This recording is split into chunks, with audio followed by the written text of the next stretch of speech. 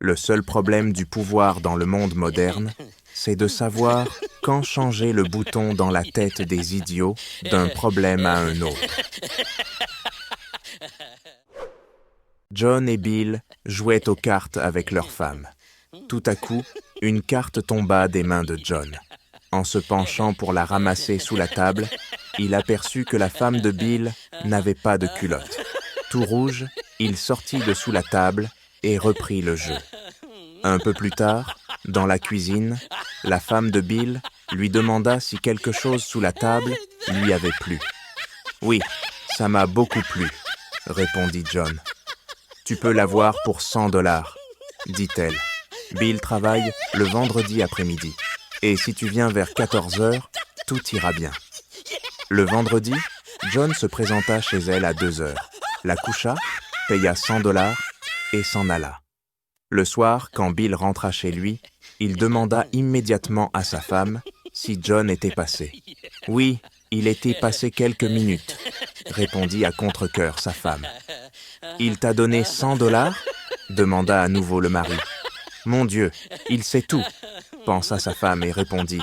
« Oui, il m'a donné $100. » « Eh bien, c'est bien, » dit le mari. « Il était passé me voir ce matin au travail et m'a emprunté $100 en disant qu'il les ramènerait après le déjeuner. »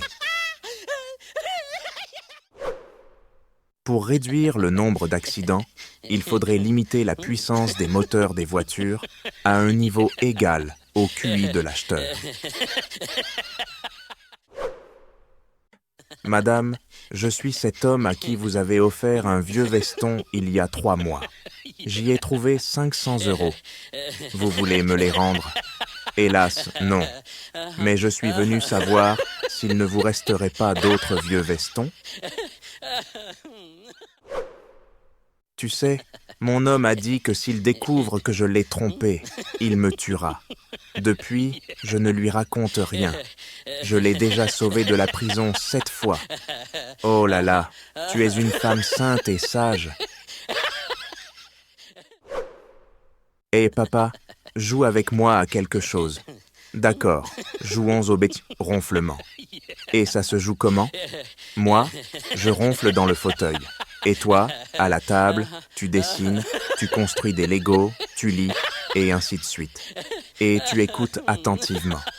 Si tu entends que j'ai cessé de ronfler, tu as perdu. Le téléphone sonne. Allô, c'est Monsieur Rod? C'est Ernesto, le gardien de votre résidence de campagne. Oui, Ernesto, c'est moi. Qu'est-ce qui se passe? Je voulais juste vous dire que votre perroquet, il était mort. Comment ça, mort? Mon perroquet, le champion des compétitions internationales? Oui, monsieur. Mince, j'ai dépensé une fortune pour lui. De quoi est-il mort? Il a mangé de la viande avariée, monsieur Rod. De la viande avariée? Qui l'a nourri avec ça? Personne, monsieur. Il a picoré de la viande d'un cheval mort. Quel cheval? Votre pur sang arabe, monsieur Rod. Quoi? Mon étalon est aussi mort? Oui, monsieur. Il tirait une charrette d'eau et n'a pas tenu le coup. Quoi? Une charrette d'eau? Celle avec laquelle nous avons éteint le feu, monsieur. Mon Dieu, un feu? Oui, monsieur, dans votre maison. Le rideau a pris feu à cause d'une bougie. Qu'est-ce que c'est que ça? Tu veux dire que ma propriété a brûlé à cause d'une seule bougie? Oui, monsieur. Pourquoi as-tu allumé une bougie, Ernesto?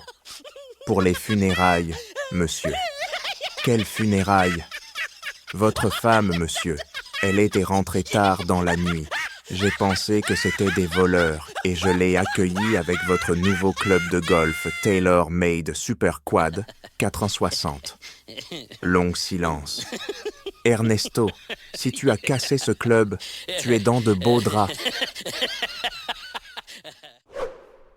Le directeur de la banque au client, je vous explique pour la énième fois. Nous sommes une banque. L'argent est à nous. Donc nous prêtons uniquement selon nos conditions. Le propriétaire, en quelque sorte, est le maître. Le client réfléchit. Très bien.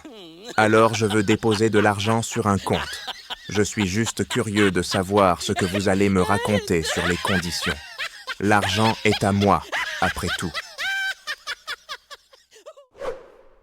Mademoiselle Marivana demande à Toto, avec reproche, « Où vas-tu aller après l'école? Que vas-tu devenir? Tu n'as absolument aucune connaissance. Et de plus, tu es totalement illettré. » Toto, je vais me lancer dans le journalisme dans un des grands médias. Là-bas, il y a plein de gens comme moi. Madame s'est rasé la zone bikini et a utilisé la caméra frontale à la place d'un miroir. Quand des cœurs ont commencé à apparaître sur l'écran, elle a commencé à se douter de quelque chose.